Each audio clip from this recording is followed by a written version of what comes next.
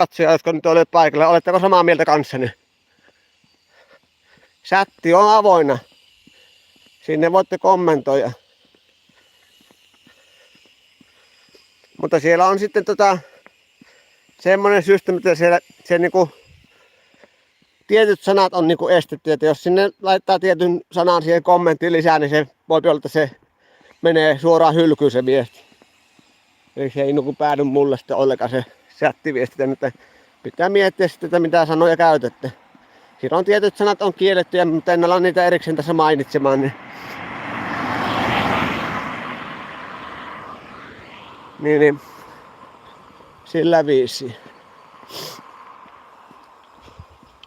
Ja laittakaa chattiin, mitä meillä ootte tuosta roskaamisesta. Minun mielestä mä oon kuitenkin sitä mieltä, että se on vähä-älyisten paska-aivojen kusipäiden idioottien ja tommosten niinku. Niin on ihan täysiä idiootteja ja kusipäitä ja paska-aivoja semmoisen, jotka roskittaa luontoa ja ympäristöä ja heittää roskaa niinku autoikkunasta ulos. Ja mä oon tätä mieltä. Mä en niinku mielipidettä muuta, että se on se kun roskat, ne ei maadu kato silleen tommoset niinku muovijätteet. Se kun pikkuhiljaa muovi murskaa, se on mikromuovina menee tuonne vesistöihin ja sitten juotte juomaveden mukana mikromuovia. Sitä on jo nykyään mikromuovia juomavedessä. Eli kaikki, jotka tää Kuusamossakin juotte vettä, niin teillä on niinku mikromuovia teidän elimistössä jo. Ei mikään suodatin ei pidä sitä mikromuovia. Se kun päätyy tonne maahan se muoviroska, pikkuhiljaa se hajoaa sinne, murskaantuu, se menee sen mikroskooppisen pieneksi ja päätyy vesistöihin, vedenottamassa mikään suodatin ei suodata sitä. Eli se on niin pieni se mikromuovi hiukkanen, että sitä ei niinku vedestä huomaa, mutta kun sä suurennuslasilla tai mikroskoopilla katsot sitä vesijuttua, niin siellä näkyy kuule semmosia niinku hiukkasia sillä veden seassa, että siinä on mikromuovia.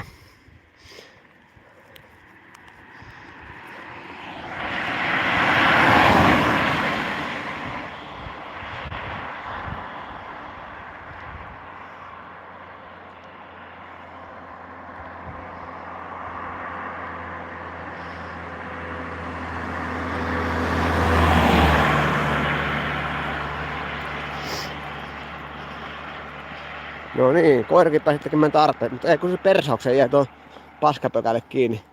Puristaa ihan, pykellähän ihan kunnolla ulos, kun se on omia karvoja jyrsiin, niin se sitten tarttuu tonne.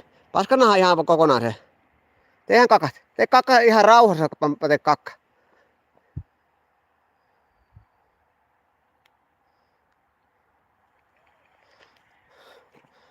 Pampa.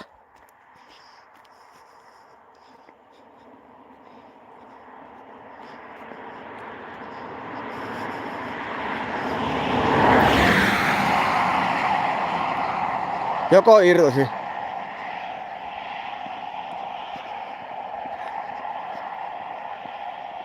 Nyt taisi se pökäli tippua matkalla silleen. Se kun karvoja vähän jyrsi nyt noita tassuja, niin sillä päätyy katsoa tuonne suolistoon niitä karvoja ja sitten karvat kun menee sen kakkelminnan kanssa yhtyy niin sehän on semmoista niinku roikkuu niitä paskapökää ketjuna tuossa. Eli se tulee karva niinku muodostaa semmoinen ketju silleen, että se ei niinku tavallaan niinku se pökälle menekään niinku osina silleen.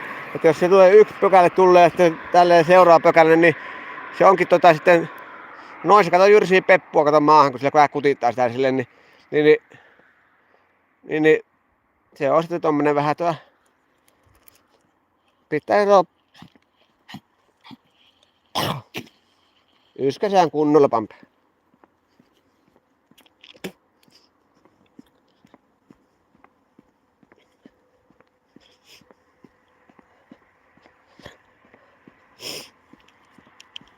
Joo, tässä on tullut nyt kerrottua vähän kaikenlaista tarinaa tälle, mutta